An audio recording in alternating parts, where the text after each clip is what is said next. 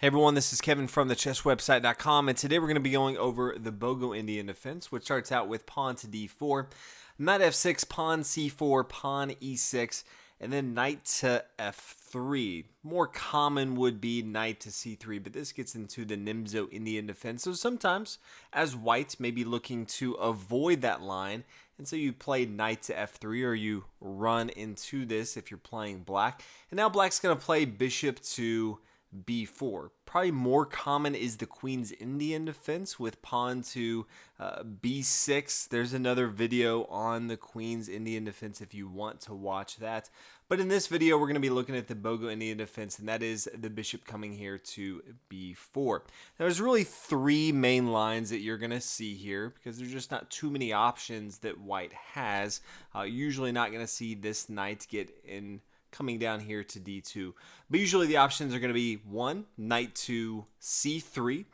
This is really just the Kasparov variation in the Nimzo Indian Defense because this plays just like that.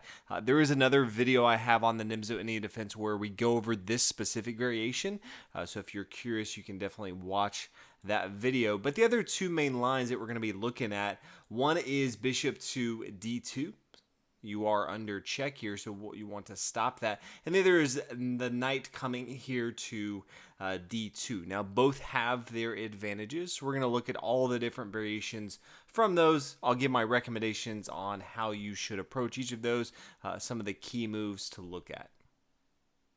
The main line is for white to play bishop to d2. This immediately puts pressure on the bishop on b4 and says, okay, you're going to have to do something, either retreat, exchange material, do something, but I'm threatening that right away. Now, it's not super common, but black may decide to go ahead and take the bishop here on d2. And the reason it's not that common is if you're going to move one of your minor pieces a couple moves in the beginning of the game, you want to have some sort of compensation. White can immediately just take with the queen here. Let's say black castles on the king side, knight to c3, getting ready to push forward with pawn to e4.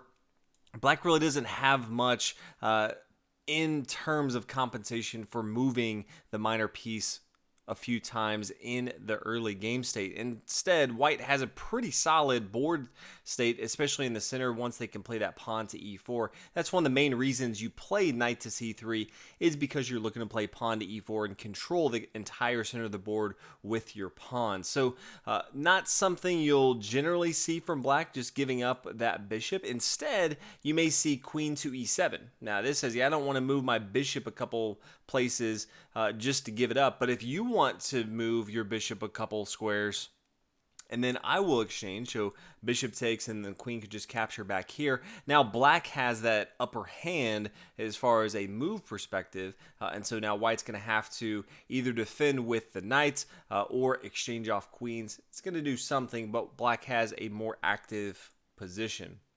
So this is one option, to play the queen here to e7. Now white's not going to take the bishop. That is not the recommended move. But really, if black's not looking to take the bishop, I recommend playing knight to c3. This board state's going to play very different than the Nimzo Indian Defense, so I think it's safe to go ahead and play knight to c3. You do want to have the knight involved into the action so that you can be looking to play pawn to e4 at some point. If we see this and now the bishop takes, the bishop can freely recapture. I think this is going to be a completely fine spot for white. Maybe knight to c3 and then pawn to b6, getting ready to bring the bishop here. Now you could play pawn to e3 if you want to solidify this pawn chain here. Maybe bishop to b7, bishop to d3. This stops some of the threats of the knight coming to e4, which black may want to do. The knight here on f3 is still being protected by the queen here on d1, can now castle on the king side. So white has a lot of different options here with the solid pawn structure in the center of the board. So that's how I would continue there.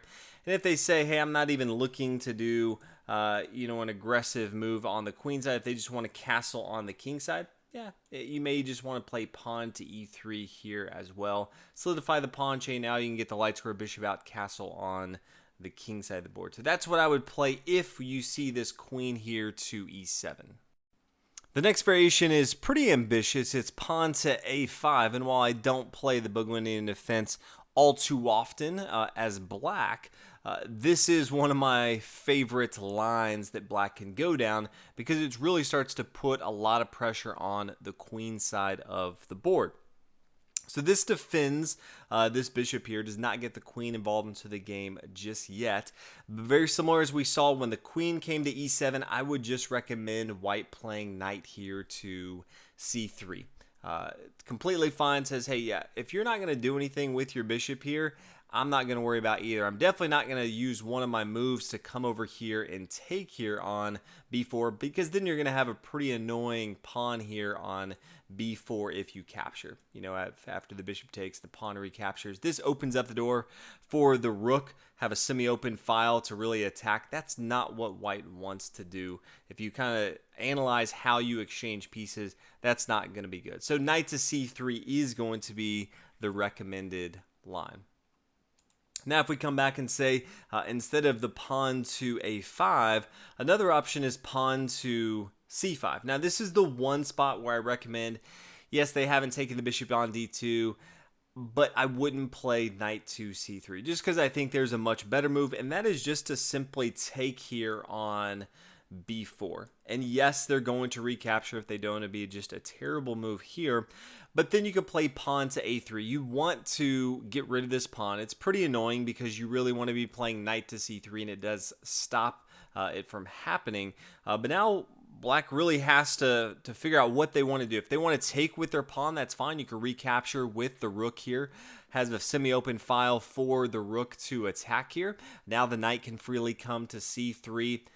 Pretty good setup that white has here. And if he doesn't move anywhere, if he instead plays knight to c6, okay, go ahead and take that pawn. If the knight takes on b4, that's fine. Play pawn to e3, solidifying the pawn chain. Light square bishop is defending the pawn here on c4. You can get it ready to castle on the king side. So white has a lot of options if that's how black wants to continue.